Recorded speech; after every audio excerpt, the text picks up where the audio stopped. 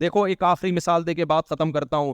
ہم جب دعوتوں پہ جاتے ہیں دوست احباب مل کے, بھائی پتا ہوتا ہے کہ اس کی طرف سے دعوت ہے, اس کی طرف سے دعوت ہے, یہ کھلا رہا ہے, ایسا ہوتا ہے کہ نہیں ہوتا؟ بات کلیئر ہوتی ہے, کوئی ریلیشن آپس میں خراب نہیں ہوتا. لیکن 10 دوست دعوت پہ جا رہے ہیں, پتہ ہی نہیں کب کس کمبخت نے پیسے دینے ہیں. ٹھیک ہے, ایک دو دفعہ میں سخاوت ہوتی ہے, ایک بندہ اٹھ کے دے دے گا. دوسری دفعہ گئے پھر اسی بندے نے دے دیا, سخاوت میں دے دیا نا. تیسری دفعہ گئے پھر اسی بندے نے دے دیا. چوتھی دفعہ میں وہ دعوت میں آئے گا, وہ بہانہ کرے گا کہ آپ لوگ دعوت کھانے جاؤ, مجھے کوئی ضروری کام ہے. نہیں آئی بات؟ ہاں پہلے سے وہ بتا دے کہ اس دفعہ بھی میں کھلاؤں گا, اگلی دفعہ بھی میں کھلاؤں گا, تیسری دفعہ بھی, وہ خود وہ منہ سے پھوٹے اور آپ کو پتا ہو اس کے اکاؤنٹ سے پیسے جا رہے ہیں, تو وہ 100 دعوتیں بھی کر لے گا آپ کی. لوگ کر رہے ہوتے ہیں, لیکن یہ جو مبہم چیز ہے نا, پتہ ہی نہیں کس کمبخت کی جیب سے پیسے نکلیں گے. یہ ایک دو دفعہ میں ٹھیک ہوتا ہے بھائی, بار بار ٹھیک.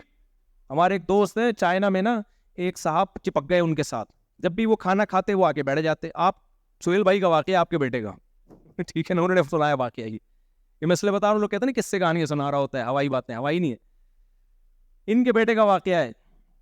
چائنا میں ایک کھانا کھانے کے لیے جب بیٹھتے ایک بندہ آ جاتا, گپ شپ کے بہانے نا آ کے بیٹھ جاتا, پاکستانی. چائنا والے ایک کام نہیں, وہ چائنا میں کرے گا, وہ رکھ کے وہیں چماٹ لگا دے گا اس کو.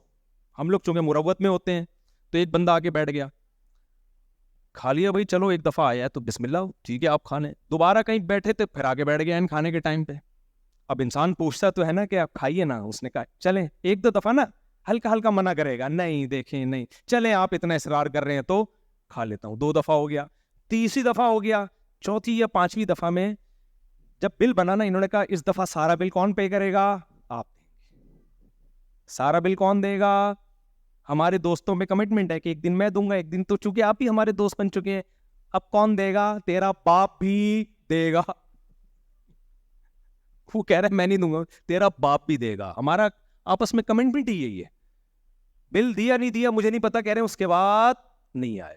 تو یہ جب 4-5 دوستوں میں لڑائیاں ہو جاتی ہیں اتنی سی بات پہ, تو گھروں میں 1-1 سال 2-2 سال 10-10 سال سے جب پیسوں کے لین دین کا ہی نہ پتا ہو, تو وہ آپس میں نہیں لڑیں گے کیا؟ تو خونی لڑائیاں ہوں گی. تو پیسوں کے معاملات میں داڑھی ٹوپی پگڑی مت دیکھا کرو. تو یہ سب چیزیں ایک طرف رکھ دیا کرو میرے بھائی. پیسوں کے معاملات میں کیا ہونا چاہیے؟ کلیئر.